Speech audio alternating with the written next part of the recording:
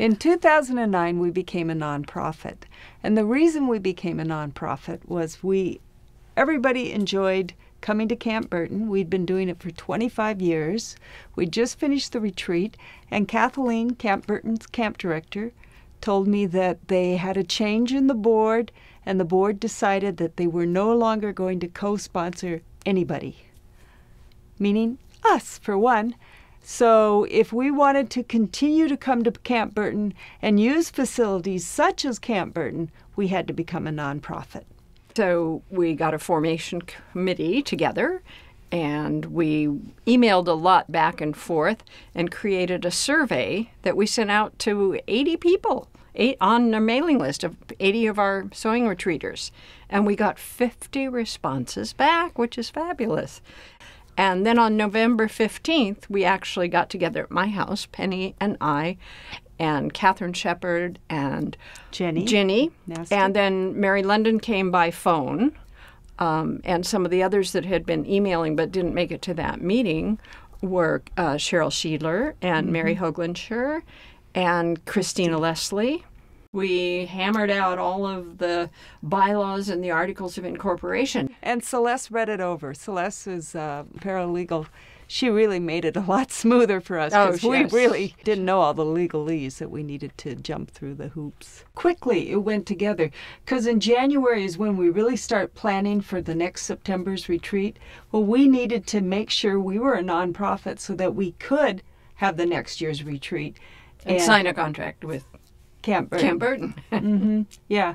So within the time from the end of September to the survey went out in October, and the first meeting was in November, and then we became incorporated in the eyes of the IRS on December 1st. And how many pages altogether was it, Peggy? Well, the application itself, with all the questions you have to answer, but you can skip some of the pages, is 25 pages. So the entire application was 75 pages long. And they passed it first time out. That's pretty amazing. The retreat's one of the oldest and the best. I mean, it really is. Yeah. But yeah, for this, for sewing. That wonderful Lorraine. Yes, yes. And she could she could just get whatever she needed to get with the wave of that little finger. You didn't argue with her. You listened. She's one person. If she was talking, you listened. Yes. I was up at Fort Worden to a quoting retreat. And on the way home, I thought, you know, there's lots of quoting retreat. Why couldn't we have a sewing retreat? So I got back and presented it to the board, and I was on the American Sewing Guild board. And if they liked the idea, and they thought it was great. Patty, I can't think of her last name, but she had Patty's Place in Edmonds, which was the one and only quilt shop in the area, and we had retreats at Fort Worden. And that was when we were coming home one day, and we said, why not sewing? They got it for quilts, why not sewing? And that's where Lorraine up and ran with the whole thing. We were already on the board. Well, that's how I got involved too. Yes. Through I was Kitsap's or I guess Bremerton representative for the Sewing Guild. There was 12 of us on the board, and Cheryl would be the one that would get the entertainment per month, send out the newsletter per month, and she worked hard, and she was paid a certain amount from the American Sewing Guild. Well, they wrote a letter to us and said that everybody was going to be a volunteer, even the people that were in charge of it. Yeah, and it was the second convention or like annual meeting for the American Sewing Guild in conjunction with the American Home Sewing Association, their big sewing show, and this was down in San Francisco. And they brought us all in, and they told us that they wanted the guilds to continue, but they were withdrawing their financial support. You know, and the talk was, these are just a bunch of ladies, and they'll do it for nothing. The board got a little mad and decided we were going to withdraw from the American Sewing Guild, which we did. And I know Lorraine was one that said, well, if you're quitting, I'm quitting too. This is way too much work. Well, Cheryl called me in May after we sent the letter and withdrew from the American Sewing Guild. she said, well, I've canceled the fashion show and I've canceled this and all the different things that we had planned. But she says, I can't very well cancel the sewing retreat. So I said, well, you don't need to. I will take it over. And that's how I ended up doing the sewing retreat. She went to Camp Burton and got it all set up and came back with almost a done deal. And we produced the last newsletter, and this was the big activity, and that's how a lot of the word got out, and then it was just, you know, by word of mouth. Yeah, I was working for Sally and Lorraine, and Lorraine actually had the grocery store, IGA or whatever. Yes. Kimmel, she had the grocery store, so she was the behind the money person, where Sally ran the fabric store. We just had the best time, Lorraine and I, and we had people that were interested in quilting, so Lorraine told me I could teach it. I said, I've only made a couple quilts out of my kids' old clothes. She said, well, you know more than they do. That's precisely what she said. You know more than they do. You can stay one step ahead. I'll help. So we started, and there was a little ad in Threads magazine from this quilt lady that was just starting to find teachers for her method, who happened to be Eleanor Burns.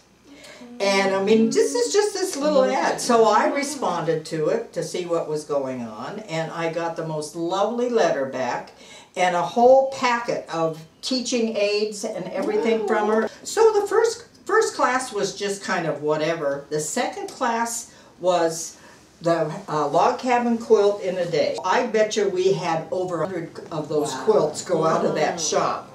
Through Cheryl is how we found most of the teachers. The first year we had Barb and Cheryl and Peggy Garber and Jenny. This is 1985, the very first list. So Cheryl taught gourmet sewing. Well, I did wearable art jacket, so that must have been the and I did designer look, and then we had an applique person, and we had Ginny did pants. And we had lingerie too. Lingerie, Yes. that's right.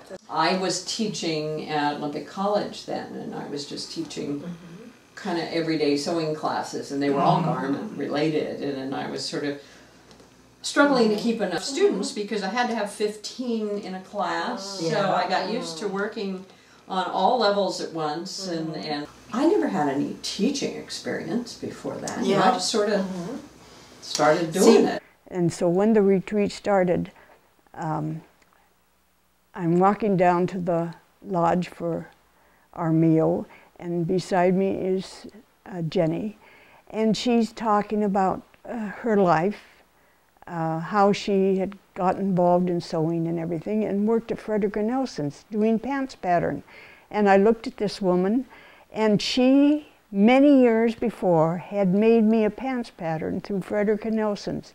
And here, after all these years. It was wonderful when Lorraine gave me a call one day, and she had been to Frederick & Nelson, where I had been doing the classes. And so she asked me if I'd be interested in teaching at the retreat. And it was the first one, 30 years ago. We ended up the first year having just about 21 students came. And the teachers that we had that time worked for free because we did not know whether we were going to make any money or not. And of course we didn't with 21 students. I was teaching sewing machine Sealsdorf up in Linwood. I heard about the retreat. I thought, you know, it sounds pretty good. Well, I went to a luncheon with Joanne Schoner, and at our table was Lorraine Kimmel. I said, Lorraine, do you need any teachers? I would love to teach. And she said, no, I wouldn't need you. The following fall, I decided, try the retreat. Took Peggy's class. I got a nice swimsuit.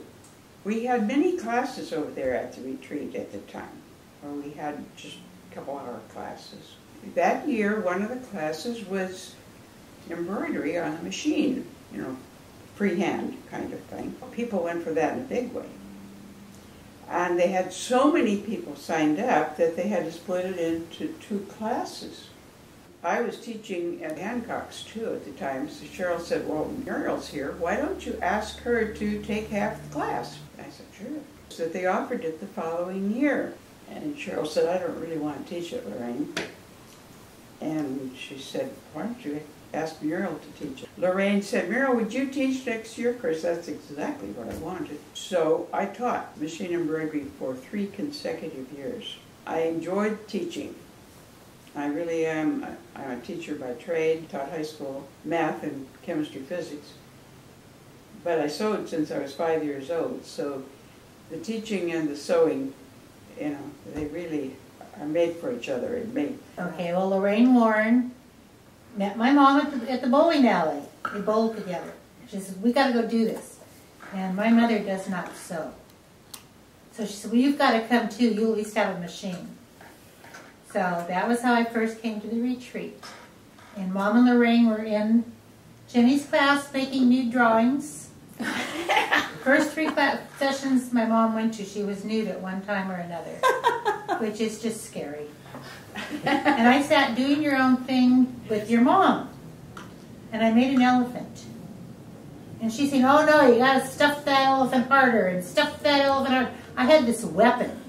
This elephant is what? I don't know. 15, 16 years I've been coming to the retreat, it still has a perfect trunk of shape. It has never lost its shape. It weighs more than the cat, but, you know. And then there was a embellish sweatshirt.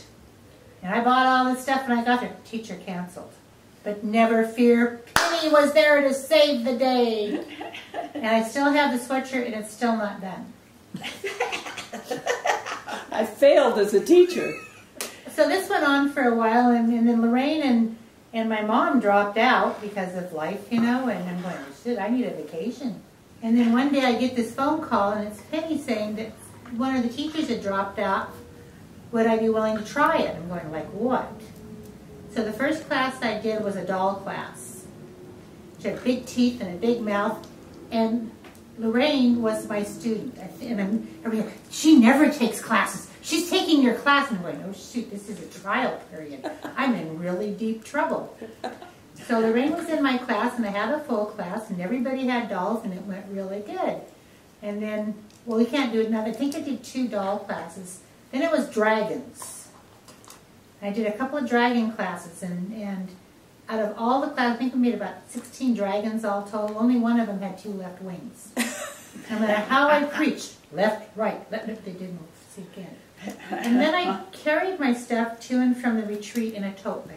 And the only reason I made the tote bag in the first place was because I liked the fabric. And I think I wound up with 4 tote bag classes. You know, they all filled up, and everybody at retreat has this tote bag, and no 2 of them looked alike. And then we got into giving birth to them. Which is where you take the inside and turn it outside so you have a finished tote bag. And they'd chant. People from the other tables would stand up and they would chant, you know, and they'd clap when these people gave birth and stuff. And that's a little embarrassing, but they were really into it. How Mother Superior got her name. We just started calling her that. And I don't remember any particular reason why I started calling her. She just looked like a Mother Superior.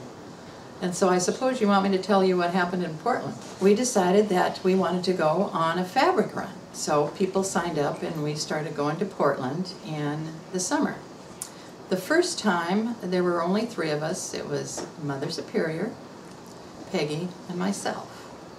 And we had so much fun, and when we went back and told about it, then everybody decided they wanted to sign up. And we were in the grocery store after all of our shopping was done, getting our goodies for dinner. I happened to yell at Mother Superior. I said, Mother Superior, over here! And of course she says, don't call me that. And there happened to be a priest there. And he comes up to me and he says, is she really a Mother Superior? And I said, of course. Your mother was pissed. And that's the greatest story ever told about Mother Superior. One of the benefits of being a member of Stitching Girls Society is we go on field trips. We've gone to the Seattle Central Final Line. We've done that a number of years. That's an thanks to- annual event. Don't miss it. It's very inspiring. Yes, Christina Leslie and myself both went through the program, and it's really amazing to see every year what those young designers do. And some of them aren't so young. That's true. And let's see, where else we've gone? We've gone to Mohai. we went to Mohai to see purses. Oh, we went to the Experience Music Oh, Project yeah. to see the Supreme gowns. That was one of the first ones. Yes, one of the early ones. We also did a field trip to the Cicada Bridal Shop where Christina worked, and she showed us the workshops, and we got to try on the samples. Oh, that was fun. A large number of us went to the Museum of Flight when they had the stewardess program. And Ellie was a stewardess back then, and it was fascinating for her and to listen to her. They had the stewardess uniforms from the 60s on up to present day, and it was just amazing. And we always go out to lunch. Yes. So it's a social activity as well as an educational activity. And it's always great fun. And another member benefit that we've sort of came up with recently, starting in 2012, we started the February member weekend at the Northview Guest House. That's been a great success. Keep coming to the mini, keep coming to the fall, and keep supporting Stitching Girls Society. And we'll continue on for as long as we can. Well, he's a Scandinavian hotshot, yeah, hotshot from Duluth.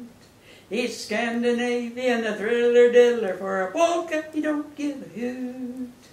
He's got the herringbone suit and the lutefisk vest, lot long hair there on his chest. The girls go wild, then they're asked to dance. He's got the rumba shirt and the conga pants. He's a Scandinavian hotshot, yeah, hotshot from Duluth.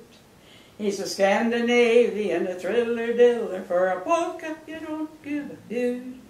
Well, there's a gal in Minnesota, and she's a queen, the slickest chick you ever seen. Then she heard about the hotshot from Duluth. She said, that's cute, he sounds real zoot. He's a Scandinavian hotshot, he's a hotshot from Duluth. He's a Scandinavian thriller-diller, for a polka you don't give a hoot. To make the story shorter and to the point, they got married in the Minnesota youth box joint. They got along so well in rumba time that they got hitched and raised a conga line. Now they're Scandinavian hotshots, yeah, they're hotshots from Duluth. They're a Svenska family with a Latin rhythm, and for polkas they don't give a hoot. And that's the truth. So in 2009, we became a I nonprofit. don't think we started well. We should start again. Why did we not I don't start know. well? Okay. Okay. Just a moment of silence before. So let's see. How did we start a nonprofit? Some people want to know that are new to the retreat. The people that were here back then know the story. But the backstory is in 2009. It was the 25th. It was 2009. Yes. 2009, what happened was after our 25th retreat, The fall retreat. and we had given them the nice garden box in honor of Mother Superior. And that the wall hanging yeah, you for did? their Yes. 100th year. Yeah. They decided to tell us they were no longer going to co-sponsor us because they got a new board of directors. Oh, dear. Oh, well, that's okay. That's what editing. Cheryl Schiedler. Okay, so say that again. Okay. I got it said. Sewing for others as charity. That's true. I don't know what to say. So do we want to do another section on where we've gone, the field trips and all? Oh, I think that'd be good. Okay. One of the benefits, I'll start over again. One of the benefits of being a member of the Stitching Girls Society, let me start that again. One of the members of,